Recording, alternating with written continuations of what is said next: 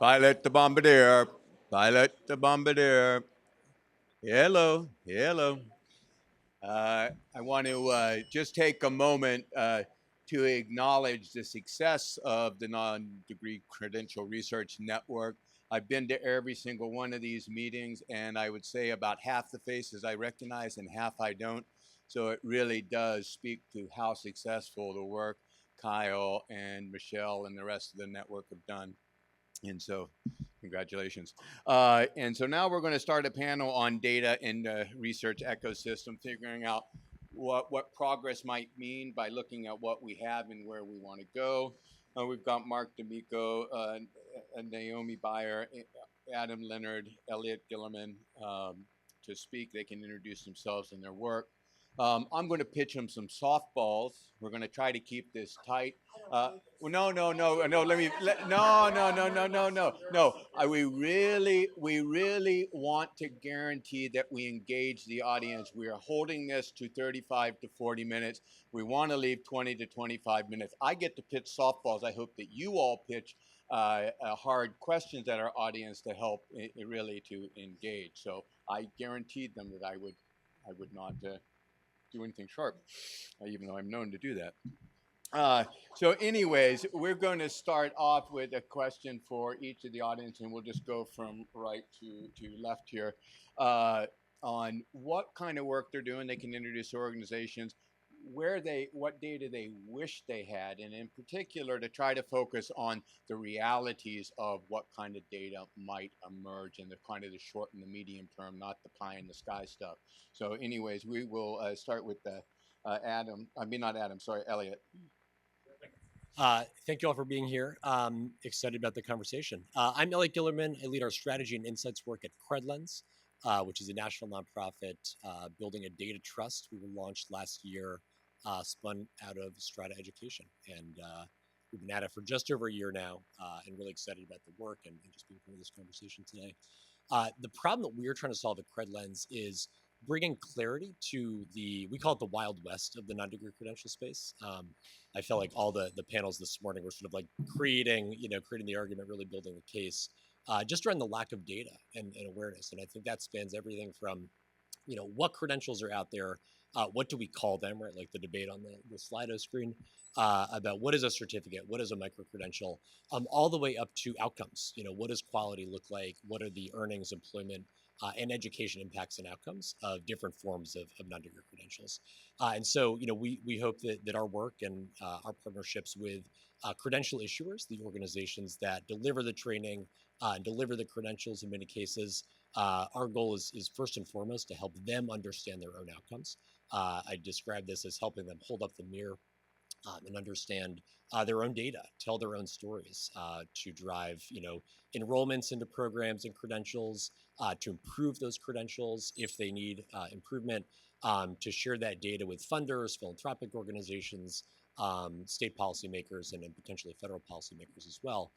We also think about supporting, philanthropic funders, and then again, maybe at some point, depending on how the policy landscape plays out, policymakers as well. And so we see all these different stakeholders as a really important part of this ecosystem. The way that we do this, to get to your questions, Jeff, is we start first and foremost by going to credential issuers. We ask them for data on who's earned their credentials, including PII, personal information. We then match that data and enrich that with external data sets, which include, and we'll talk more about this, I think, in the conversation, initially kind of private sector data. In parallel, we're running kind of what I call an all of the above data strategy. So we're looking first at those kind of private commercial data sets, candidly for practical reasons. They're most available and accessible to us. But in parallel, also looking at public administrative data, all the data sets that I think you all are all intimately familiar with. And then increasingly what we're looking to is what I describe as private administrative data. So I think of those as kind of primary sources, social media companies, payroll providers, employers that have direct access to the data that comes from them. So that's sort of my wish list. I don't want to get too into the future of our panel, but that's kind of where we want to head. And candidly, especially that last category, it's hard, right? So I think the challenges that we run up against are how do we access data that we can trust, that we have confidence in, and that really aligns to what our partners, our customers, and our users are looking for, which at the end of the day is just helping them understand, does this thing work? Like if I earn a credential, or if I offer a credential, how can I tell that story to the world in ways that help people understand the impact that it'll have on their lives and the impact that it'll have on society? So I'll leave it there. We can get more into it. Mark? Hi, everyone. I'm Mark D'Amico. I'm a professor of higher ed at the University of North Carolina at Charlotte. Since 2021, I've had the pleasure of working on the State Non-Credit Data Project. This is in partnership with Michelle Van Noy and her team at EERC, along with colleagues Peter Barrett, Strada, and Dijou from UC Irvine. And we have a series of objectives as a part of this project. And a big part of it is talking about the wild west of credentials. Well, we're looking at the wild west of higher education, which is the non-credit space. And so what our first objective is really to map out the state level non-credit data infrastructure with partner states.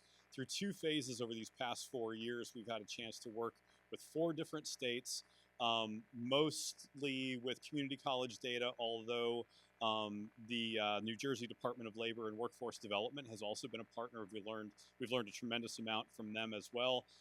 So basically what we've done is we've mapped out all the data elements that they're capturing at the state level, which leads to our second objective, which is to develop operational definitions. Our whole idea here is to not just learn what states are doing, that's a big part of it, but then it's to map it out so that states can expand what they're doing and other states can learn from what they're doing.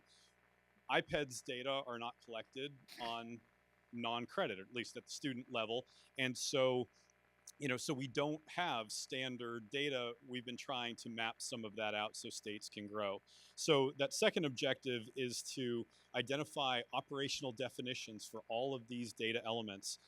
Just in March of this year, we released a 2.0 version of our state non-credit data taxonomy, which takes all of these data elements, provides operational definitions. We have now 90 different terms and operational definitions, data elements categorized in 4 primary areas. That's really double the data elements that we had after phase 1. I think the point that I want to convey here is that as we continue to work with states, we're learning from what states are doing, and we're incorporating that into this work for other states to learn as well. Now within our categories, we have purpose and design. What's the purpose of the courses? We have outcomes, enrollment, demographics, as well as policy and finance. Non-degree credentials are featured in 2 different ways. One is getting to that idea of intent of the programs. Are the courses and programs in the non-credit space, are they associated with credentials?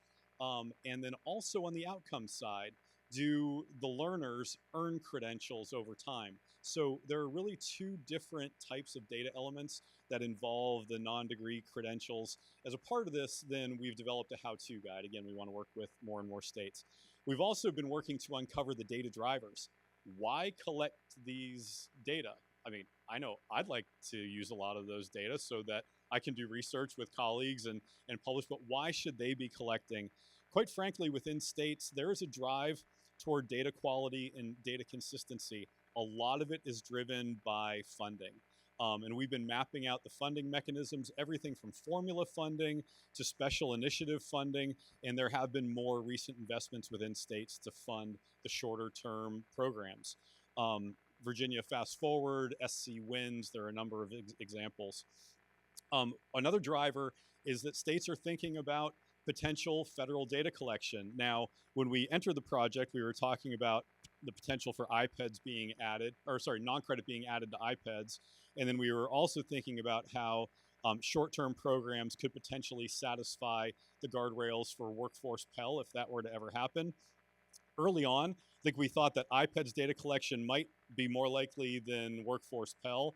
The landscape has changed dramatically and quickly, but I think both of those topics are still relevant. Our fourth objective is to examine the course level non-credit data. I'm just going to give you one quick example. We've been looking at the median length tied not to credit hours, but to seat hours. because that's in the Workforce Pell proposal. Higher Ed understands hours. Well, you know, in Workforce Pell, the idea is 150 hours or more. As we looked across our states, with the exception of one system, the Tennessee Tennessee Colleges for Applied Technology, with that one out as the exception, you know, the average median length was between 15 and 100 hours. So relatively short term. Doesn't mean they couldn't be packaged, but it's not like driven by some of those guidelines that you might see in Workforce Pell. We've also identified a number of gaps in the data that certainly we could talk about further. And then, you know, I think at the end of this, our objective is to engage states, engage with each other so that they can continue to build out their non-credit data infrastructure, that the needs being driven by them and ultimately satisfied by their effort. Naomi? I'm so excited to be here. Good afternoon, everybody. And Everybody should be so excited. That's right now. right, right? Yeah, bring it, right? So hello, Naomi Boyer, Education Design Lab and the Senior VP of Digital Transformation. At Education Design Lab, we're a national nonprofit, and I like to say we're dealing with the wicked issues between the learn and earn continuum. Affordability, portability, transferability, skills visibility, and guess what?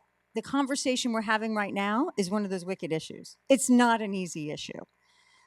At Education Design Lab, we're working with over 100 colleges. We have an area called college transformation, and then I have digital transformation. On our college transformation side of things, we're working with those colleges to develop what we call micropathways, another term, right? Micropathways are less than a year, short term. They're non-degree credentials, but they could be credit or non-credit. They look different for every college. We have criteria that describes them, but going back to our earlier conversation, those micro pathways are called everything from fast track.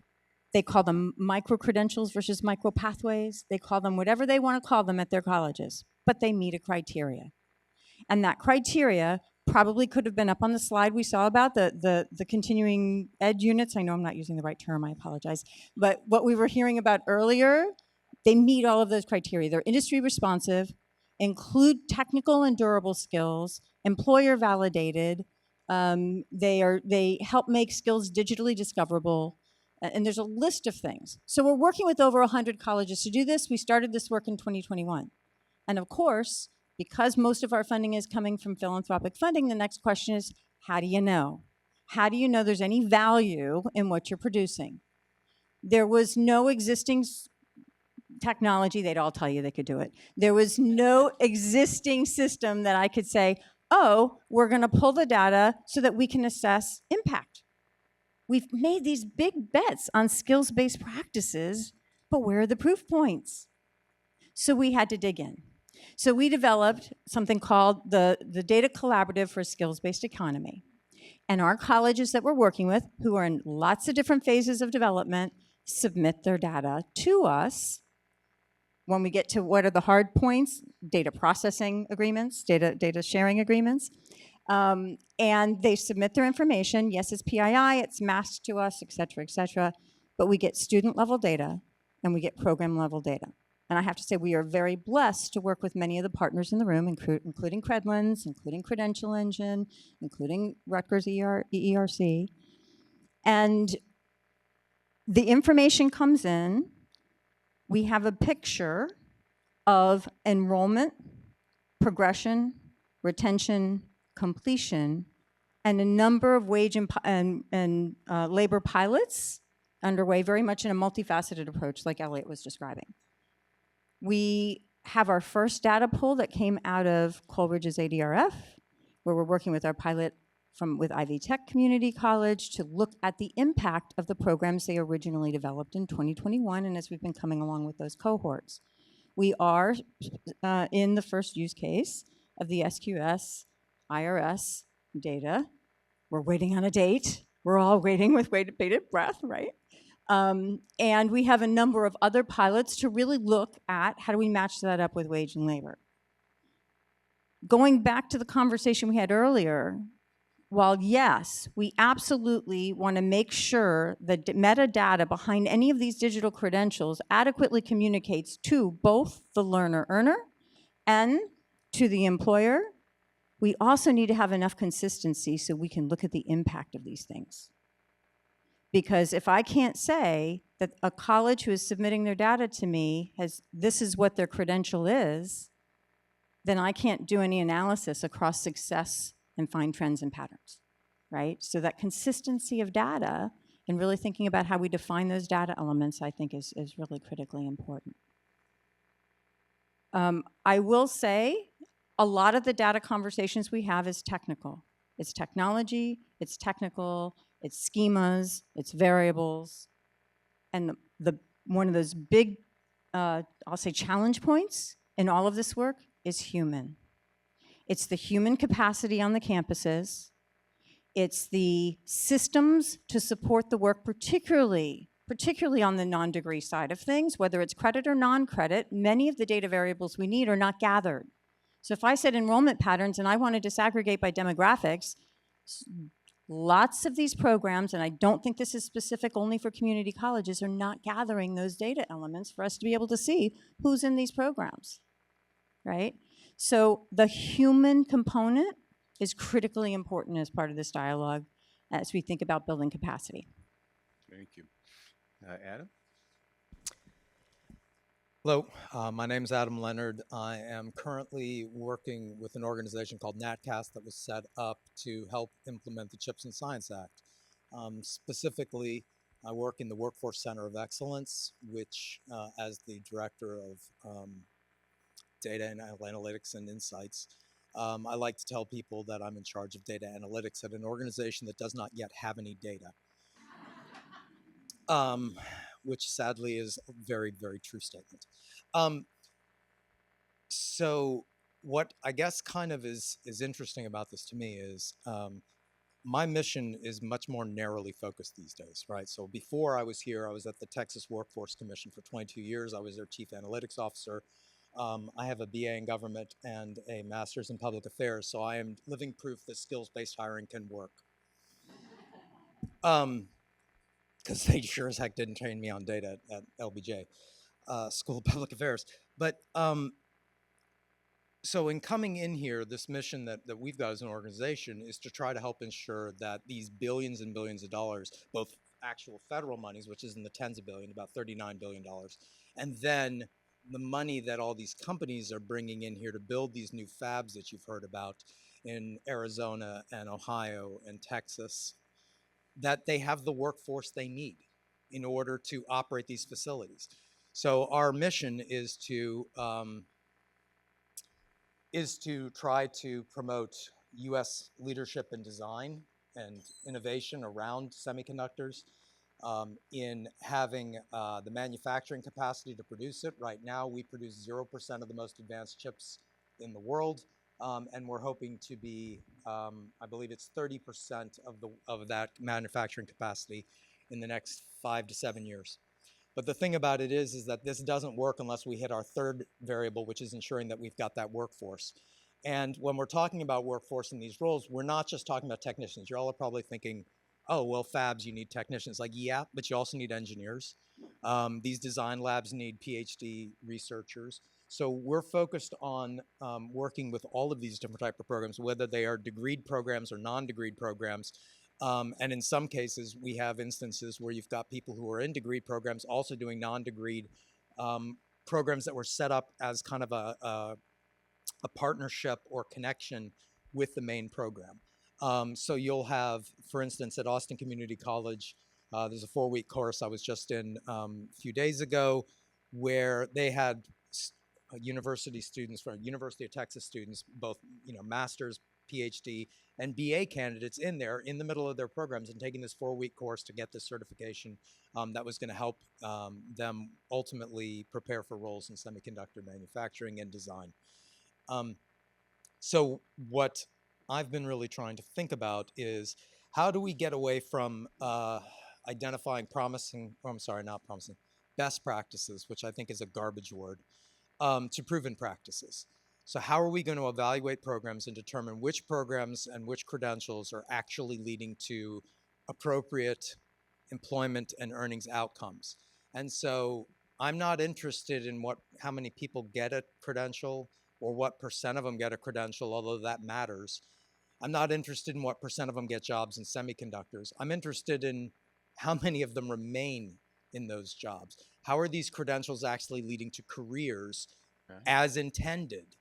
And so that's really a big area of focus for what we're doing. Now, I've been on the job for just barely 4 months. I have one person.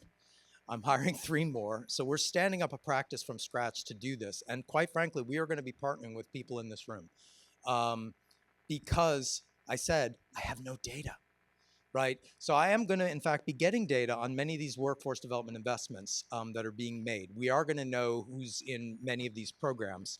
And we are going to try to evaluate them in, in a way that we can actually take these things and instead of focusing on best practices, we want to get to proven practices. We want to actually be able to quantify, and we want to be able to help translate this information over to other schools so that they can take proven practices and put them into place. Because the reality is that we've got these investments in lots of different places, but we identified 149 programs through iPED's data that are relevant to the semiconductor industry in these roles. 149.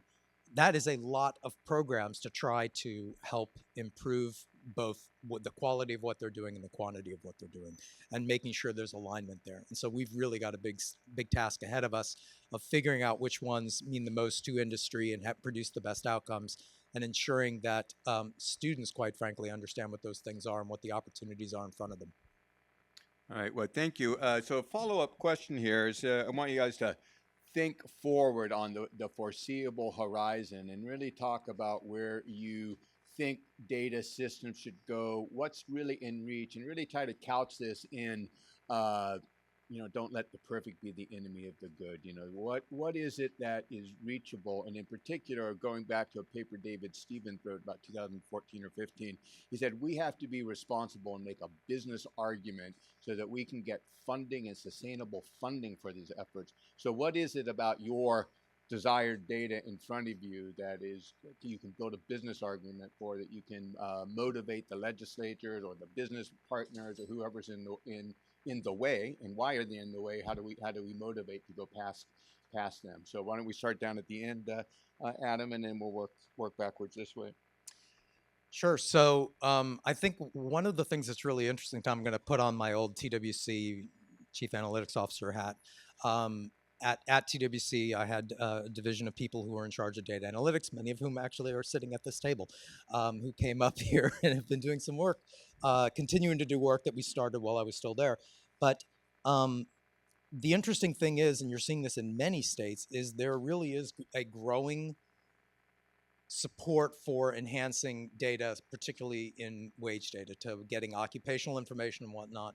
And I think that we're probably within a year or two of seeing a dozen states actually implementing that. Right now, I think there's 5 or 6, and several of those that implemented it kind of did it via, it was voluntary and there was no data quality or controls, and so you got what you paid for. So I do really think that there's a growing realization of the value of this. And in Texas, where there's been a lot of support for this, the industry is big time into this. They get, they don't want to give us data, but they understand that it's a pay it forward situation, and that ultimately by providing that data, it's going to help ensure that they have the workforce they need in the future. And I think that that's really going to be, kind of critical around this, is showing what's in it for everybody. That this is, that we are interested in an ecosystem. Skills-based hiring is not just about the employer or just about the worker or about schools. It's about all 3 of them, and it doesn't work unless all 3 of them are involved and are able to speak in the same kinds of language. But the question about like what types of data, other data do we see on the horizon? I said, that's great, and that's coming, the kind of wage data that we're talking, enhancements we're talking about. But the reality is that now with machine learning, and these incredible administrative data sets out there, we're just now starting to take real advantage of that. And to the point about the, perfection being the enemy of good, the great thing about machine learning is that it's probabilistic. Like, you go into this thing, it's not telling you what absolutely is, it's telling you what probably is. And if you can get enough probably is good, then you can do something of value in it. And so it very much is about trying to take unstructured data as well as structured data and trying to squeeze new uses out of it in ways that we haven't before. I was on the WEAC before I left TWC, which is a Workforce Information Advisory Council for the Secretary of Labor.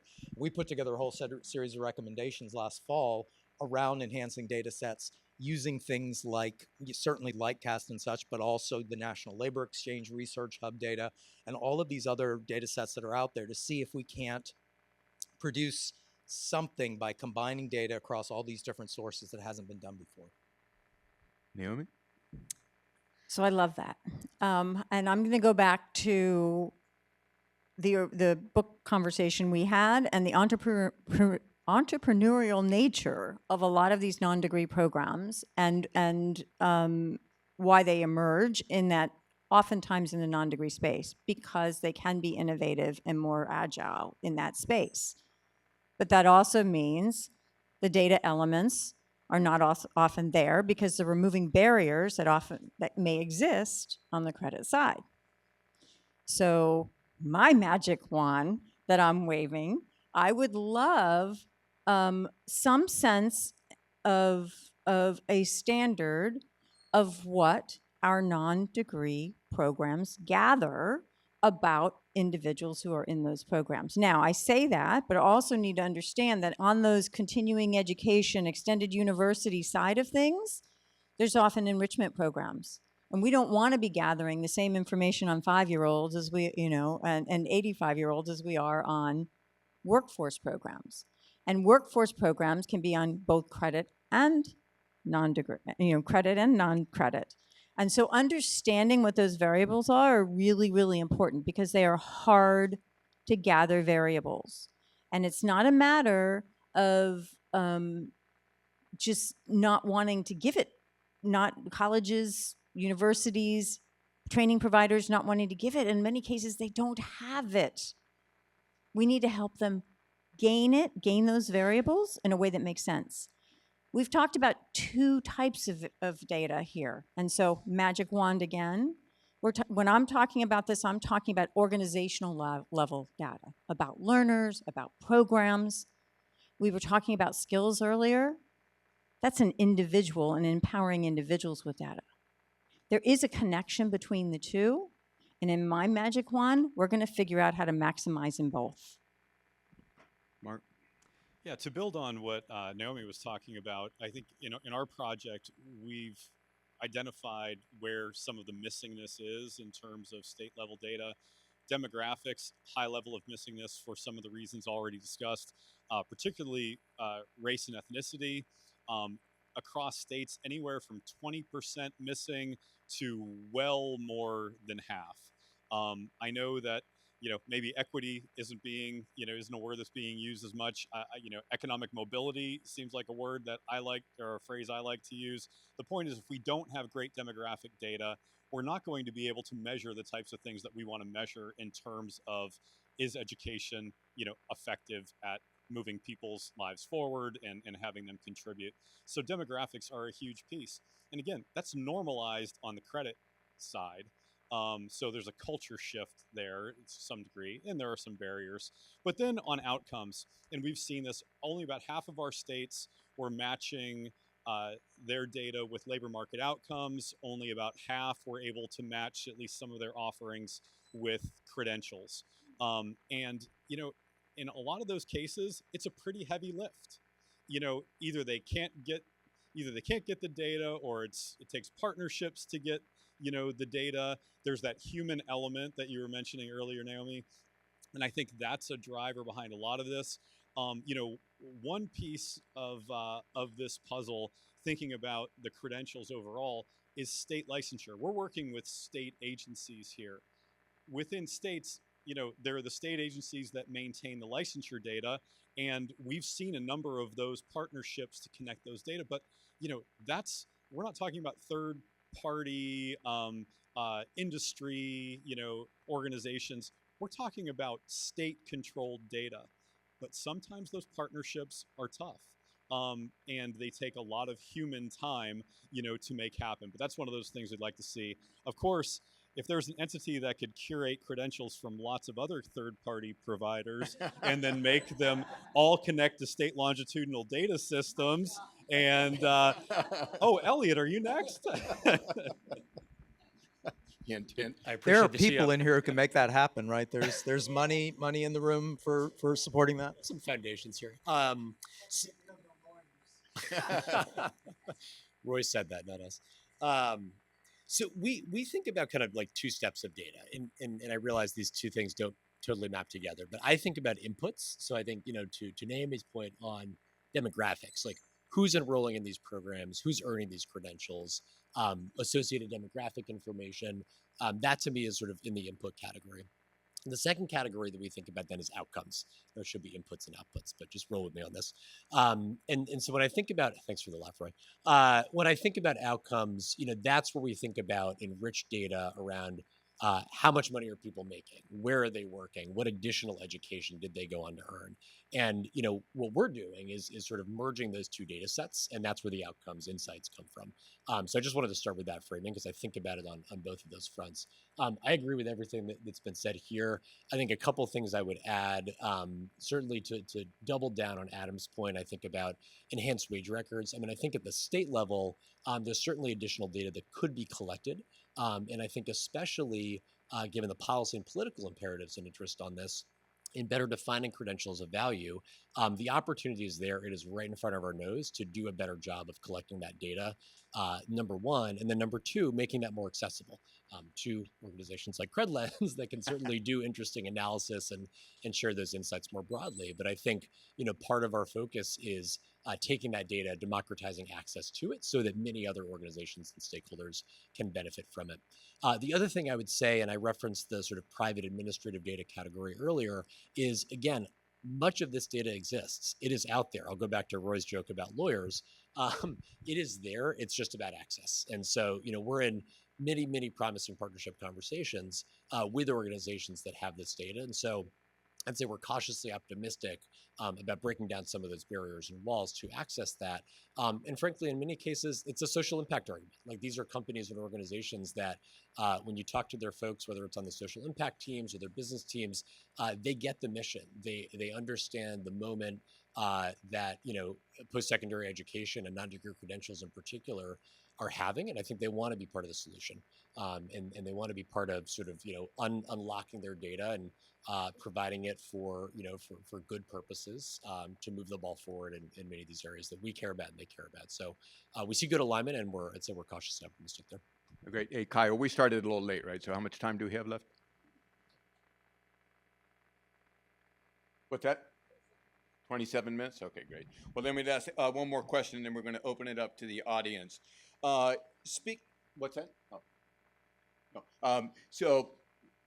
No. As we think about this, I really want to dive in on this. How do we motivate the actors? Naomi, you brought up human systems. I think it's a very important thing. We also have to think of employers. Scott Cheney and I met each other trying to get occupation on wage records around 2013. I was involved with a thing with H-1B visas that goes back to 2009. And so we can keep doing this, but the employers are very good at evading. They're very good about crying burden. There was one estimate out there that was going to cost $100 billion to put the systems together to bring occupation on. So people are scared away by money, where we know talking to the payroll processors, it's virtually a flick of the switch to transfer job title to these systems, then you just have to auto code forward. So thinking about this, how do we get the business argument? Why do the businesses need to give up what they see as proprietary information? We're all arguing here for the public good. And then as we think about this, the one set of actors who are motivated to provide data are the vendors. And so they're motivated by money, but they do not seem to provide any kind of signal to noise data. So we really don't know how reliable it is if we go to those vendors. So we've got one angle, which is these emerging data from vendors, and we've got the desire for these huge administrative data systems. We haven't appeared to create a good argument to get it, unless we pay for it, to the private vendors. So what would you do to those humans to help them feel as though they're empowered that they get something from it, right? They need something. It's a human game, right? We're back to kindergarten here. Play nice in the sandbox. So what would you do to get your desired data? What's the motivator to move the needle? So we'll start here, Elliot. Yeah, no, two great questions. So I'll start on the employer front. I mean, we spend a lot of time talking to employers, and I feel like once a week, I'm sure you all see these surveys. There's new data points, new surveys that come out that basically pull employers, and the headline is, we don't understand what non-degree credentials matter, what we should be hiring for, how we should be screening and focusing on the role of NDCs in the hiring process. And so I think in terms of the business case, to your last question that you were just asking, I think the business case to employers on, hey, if you unlock this data, you can then access insights on which credentials matter and how that should inform your hiring process to find the right folks who will stay at your companies and drive productivity and profit margin if you're a for-profit. That's the business case. So again, we're in active conversations. I think that use case for us is a little bit further out. We need to build the data set before we can deliver tremendous value to employers. But that's a big part of what we talk to them about. One of the things we hear a lot, especially from certification bodies and folks who are very, very closely aligned with the industry, is we want to, as a certification body, we want to be able to tell the story around, if you earn our certification, healthcare outcomes, patient outcomes go up. Productivity in the manufacturing sector goes up. And so I think there's tremendously strong alignment, where we've spent a lot of time talking about this, tremendously strong alignment between employers, certification bodies in particular, around the benefit of that data. And so I think that's a big part of the answer. To your other question, Jeff, about quality and vendors, look, I think I mentioned this, like, we're using private commercial data sets. A big part of how we spend our time, and some of our team is back here, the folks who work on this, they live this every day, is doing that evaluation. So, vendors may not be totally transparent up front around quality, match rates, fill rates, things like that, although many of them are. But I think, part of our role and just the responsibility that we have is doing that analysis, doing that research, to look at all those things. And, when we send a data set for matching or enrichment, or the folks who are coming back representative of the population that went in, for our partners and our users, we owe them that transparency and context so that they can be confident. And to the extent that, those vendors want to take that information and share it publicly, like, God bless. But I think, that's a contribution that we're certainly focused on. Mark? Yeah, I think I want to go in just a slightly different direction in thinking about like even the use case and making the case internally. So again, my work's within higher ed, but interesting thing happened. I had my first summer class, higher ed class last night, and was meeting with students, mostly folks who are in student affairs, want to be in student affairs. They understand student affairs and traditional undergraduate programs and such. And a question came up about liberal arts education, and then it led to what are the other higher ed missions, professional education we talked about. Ultimately, we talked about what is higher education and where does higher education occur. And, not all higher education occurs in buildings that have ivy on the walls. And I brought up, Lexington Hall, a one-story flat roof building at a community college where I worked in Columbia, South Carolina. And then it evolved into the non-degree space because we had someone who worked in there at our School of Professional Studies. And, as this discussion within higher ed evolves, there is a case to be made within higher education that non-degree work and credentials are also higher education and worthy of the time and investment of institutions to then have industry partnerships and to be, listening to, to employers and ensuring that what's being provided matches their needs and then aligning data from there and such. But I think, even within higher education, there is still a use case to be made about where what we're talking about today fits within the overall higher education mission. So I know I took it in a little bit of a different direction. No, that's all right. But certainly, I think relevant for for that legitimacy piece within the higher ed sector. Well, it was my boss's strategy. He said, just change the question. Naomi. Okay, so I'm going to go in yet another direction. We're going down different pathways here. So at Education Design Lab, we use human-centered design thinking as our methodology to co-design models, new innovative models. As part of that process, we've been running sessions with workforce boards, employers, education entities, And I've had like these aha moments. For me, it's really a stupid thing, right? Like, you should have known that, duh, Naomi, right? But really, we as a group around skills-based practices, of which this data is the foundation for, have not done the incentive mapping for our stakeholders. We have not, working with all of these stakeholders, and I'm not talking about doing an education and saying, oh, come to us, employers, right? Because I'm sitting with employers and they're saying they've reached out to you, education folks, and you aren't responding. Let me just say hallelujah. Okay, and both sides, right? And workforce boards are the same kind of conversation. And so really incentive mapping and understanding what is important to each party, what are the differences and where are those commonalities, is where we're probably really going to get to that ROI question. Yeah. Why does it matter? And one of the other things that I've noticed in all of these conversations, as educators, we be trying to get our poop in a group. We're trying to understand all of this stuff around skills-based practices, what it matters, what non-degree credentials, how do we define them, what does this look like, right? We're trying to understand this stuff. We're trying to put our own house in order with regard to skills taxonomies and ontologies. I got to tell you, this is the exact same conversation they're having on the employer side. They may not be hiring yet, but internally they're trying to figure out, what does a skills-based structure look like? If it's slogging for us on education side, do we not think it's slogging for them on the employer side as well? They're trying to figure that out. I've had recent conversations, and the HR tech vendors are really informative in this work. I mean, Amanda, I know you're doing phenomenal work around the employers, what matters to them.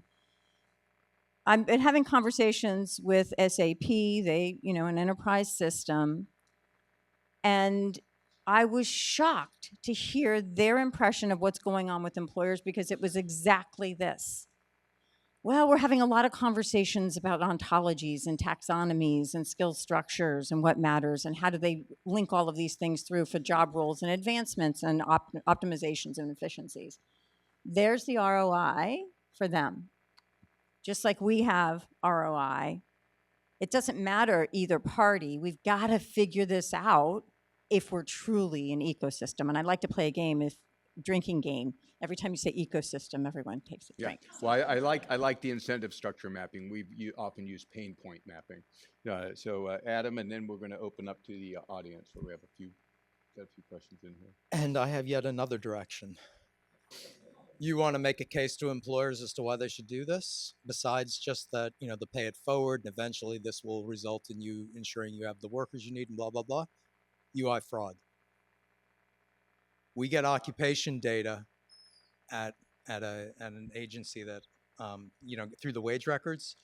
We have an additional data point to compare claims to, and that allows us to head off identity theft fraud in UI claims. And if you don't believe this is a huge problem, go back and look at the DOLOIG report on California's COVID spending in the whatever they used to call the PUA benefit type. I think they assumed that there was about $40 to $50 billion in fraud paid out in California, right? Because things happen real fast. I mean, the systems weren't designed to ingest that kind of thing. We didn't have the controls in place, and that program in particular was even worse because there weren't these. If you could fog a mirror, you could qualified. So it was really tricky. So that's a quick and easy way for ROI. Look, you give us this data, we're going to use it for all these big, important strategic things that I think you're going to like. But in the meantime, we're going to start saving you money right now. And the other thing I would just say, when we talk about the challenge of getting this from all the employers, I ran some data for Texas in 2023. So calendar year 2023, we had, at that time, about 15 million workers being reported on every single quarter. 80% of the records submitted were submitted by only 7.42% of the employers, right? So we don't have to get all 700,000 employers in Texas to file their stuff to have a huge impact. We can just get, we can get medium to large employers and have a massive impact right away while we slowly work our way down the chain to smaller and smaller employers. And to your point about the third-party payroll services, yeah, they told us the same thing. They're like, yeah, we got that data. We can get that to you. All they wanted to know about is, well, when are you going to fine employers for failing to provide it? And when are you going to start rejecting records? That's all they were worried about. And I was like, if you can assure them of that, you can get them to the table. Well, I like to emphasize that. One thing I like to tell people when they're starting a new program is to cream, demonstrate that you can have a success, do it quick, and then they'll stick with you for more risky items. So now we're going to open for questions. Before you raise your hand, take a deep breath and formulate a question. If you don't formulate a question and all you're doing is getting on your soapbox, you will be last, okay? So over here.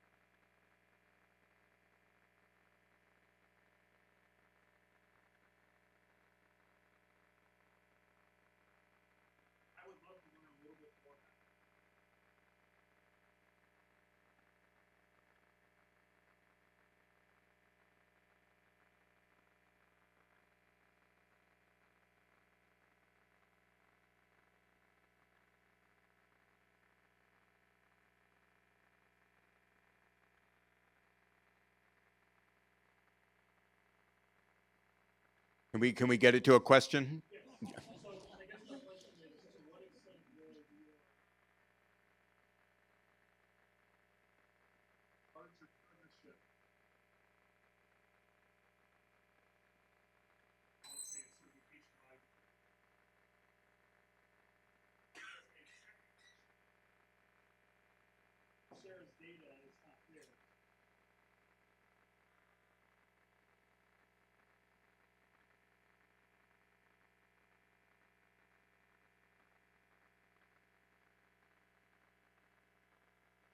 Yeah, no, it's a great question, and I think this is something we hear a lot from our current partners and I think prospective partners too. So we think of this in terms of pathways, right? And I think at least one or two of the panels this morning were talking about this, where I think exactly to your point, Kelvin, there's maybe you earn a certificate from a community college, but there was a pathway designed so that that certificate leads to a certification, and so you need exactly to your point, you need both of those parties at the table, partially for data access reasons, also for data sharing and data privacy reasons. I haven't nerded out on that, but that's a huge part of what we take very seriously because we're talking about very sensitive data, and so ensuring that we have the consent to share data across those organizations is really important. So absolutely something that we are building towards. We just brought on our first large community college system, which is interested in exactly this use case, and so through those conversations and that partnership, those conversations with other certification bodies, this is something that we're moving towards. So it's a sort of phase one is like, for an individual credential, what's the value and what are the outcomes associated with that? Phase two is we have both of those parties sharing data. We can triangulate and then answer questions like, if I earn that certificate, what share, or for a population that earned this certificate, what share of folks then went on to earn a certification?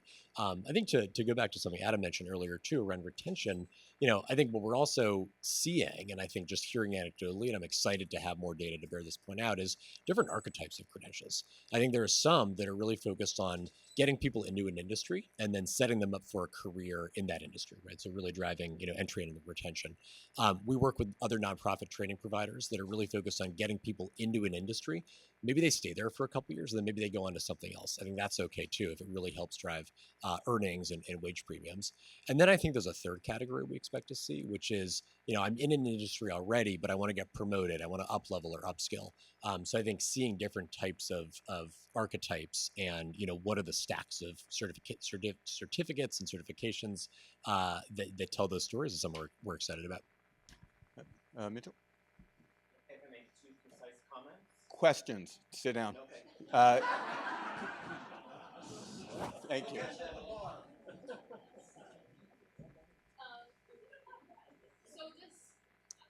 struck by the fact that this data is for data for policymaking, data for career expert, or research, all these different things. So since it's I'm thinking of like state data, where should this data like live? Who leads organize an ecosystem around all these different stakeholders? If you're seeing models that are emerging that you think are promising. Take your, anybody? Nobody? Anybody? So from my vantage point, you're seeing multiple pop up with different variants to them because we're in a space that it doesn't exist. I think there probably is going to have to be some national trust that is just developed. And then as we see that emerge and success in different areas, hopefully we can merge those efforts together to maximize on it. I don't know. I think it's got to be bigger than state level data. Like I'm thinking about Coleridge's ADRF. If we could get all of the states submitting there for research purposes, then we at least would have a larger, access to the data, as Elliot was talking about, to be able to form some conclusions and findings and all of that. But it's a huge endeavor, and I think we're just kind of finding practices now and then going to have to figure out how to work together. Yeah, I Yeah, I was just gonna. First off, I'm a big Coleridge fan. I've been working with them for quite a few years now. Julia Lane is a mentor, and I agree. And one of the things that's also been happening in that space, if you haven't heard about this, is something called the Multi-State Data Collaborative, which started out as a set of regional collaboratives.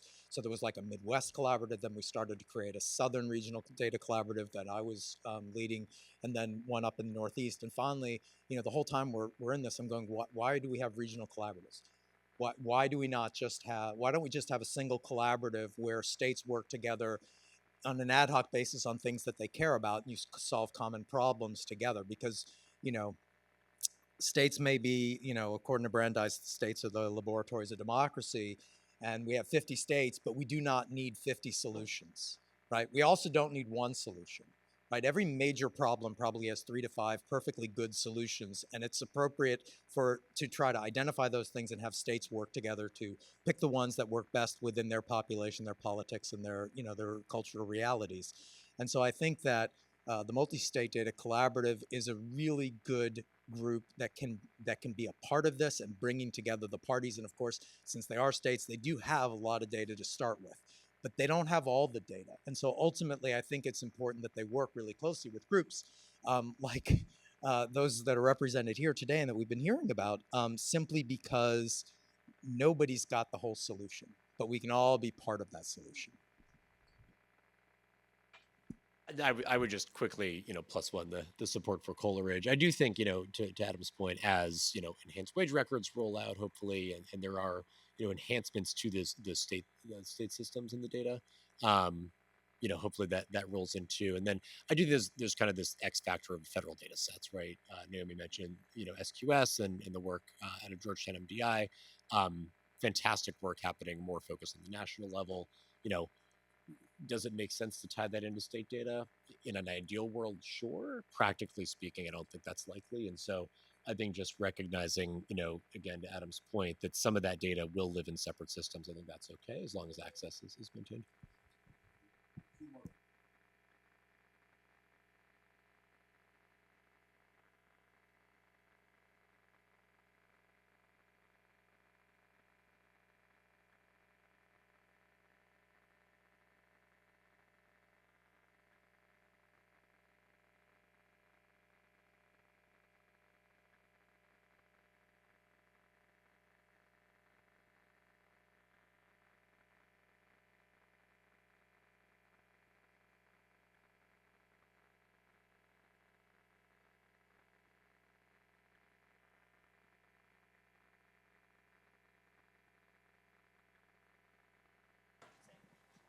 Right. So that's exactly why we need to make sure we're gathering some of those variables that I would consider hard to gather, on these non-degree credentials, because they're not required upon registration in many systems on the non-degree side of things.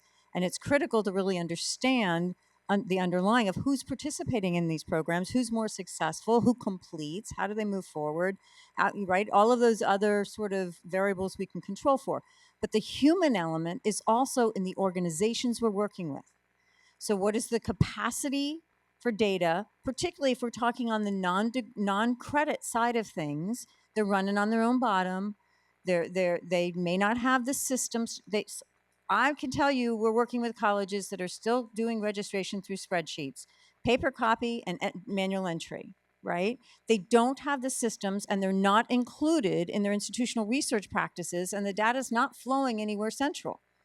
That means there's a human capacity element there that needs to be worked on, and we need to figure creative solutions to helping them even think about the data elements they're gathering, to the other point with the demographics.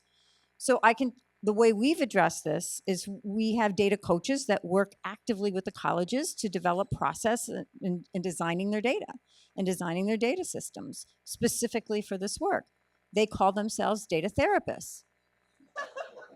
And you think I'm kidding, because they have to get in the weeds and slog through it with them. And there's a lot of wait time, and there's a lot of hurry up, and thinking about a state system, and versus what the colleges are doing, and the states are taking what the colleges are doing. And if you're working with the state may not be getting the data variables because the colleges themselves are not gathering. Anyway, we could go down the line, but that human piece, we cannot just say, throw a technology at it, tell them you need the data, and they're going to submit it, because it ain't going to happen. Yeah, and one of the things that we've seen in our project across the 8 states is a discussion of the data systems. What are they using? Are individual institutions using their own systems, which can make it more difficult for the state level when they receive the data, but also more difficult at the institution level if they have to get different types of guidance depending on how they're collecting their data. So we've seen it in all different ways. The Louisiana Community and Technical College system is an example where they've put all of their non-credit data into Banner, so into their credit student information system. I know that hasn't been easy, and they've certainly experienced some hurdles, but one of the big advantages to that is that you have students. You don't have credit students, non-credit students. You have students who are all in the same data system, and then you can see their patterns across all different types of education. So, I mean, in terms of mobility, educational mobility, and any other data elements that you have, it can all be in one system. We have another system we've been talking with. They currently use different systems at their different institutions, but right now they're working to get the resources to implement the same system. So they're seeing their data system issues as real either hindrances or helpers in terms of being able to get good, verifiable, accurate data. But another element of this is the consistency piece.